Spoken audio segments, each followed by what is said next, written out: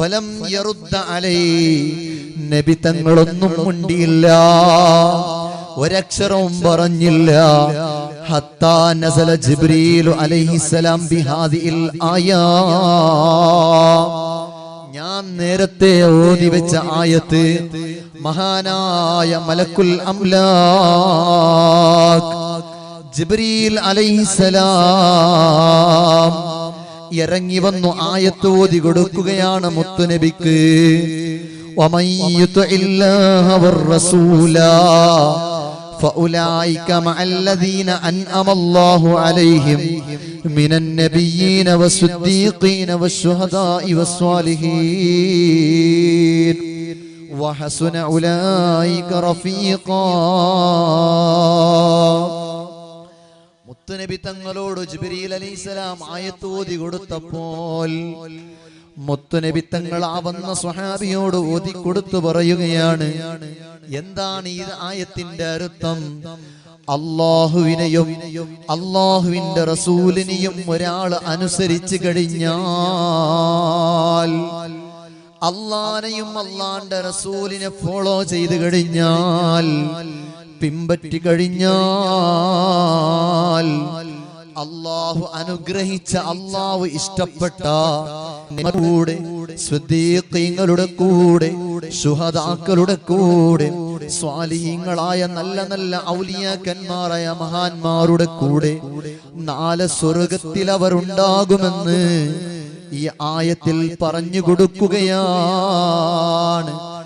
ആ നല്ല അല്ലാഹനെയും അല്ലാഹുവിന്റെ റസൂലിനെയും ഫോളോ ചെയ്ത മഹാന്മാർ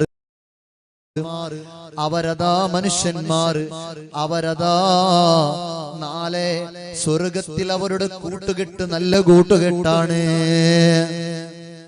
ഇത് പറഞ്ഞപ്പോൾ ആ വന്ന സ്വഹാബിയായ മനുഷ്യനിക്ക് മനസ്സിനൊരു സമാധാനം കിട്ടി. കാരണം അദ്ദേഹം പറഞ്ഞതെന്താണ്?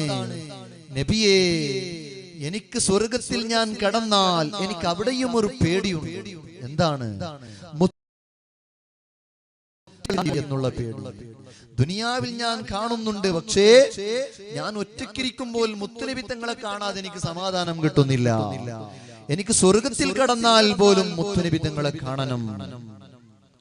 അപ്പോൾ മുത്തുനബി തങ്ങൾ പറഞ്ഞ മാർഗം എന്താണ്? അല്ലാഹനെയും അല്ലാഹുവിന്റെ റസൂലിനെയും ഫോളോ ചെയ്യലാണ്, പിൻപറ്റലാണ്. ഞങ്ങൾ ചിന്തിക്കണം.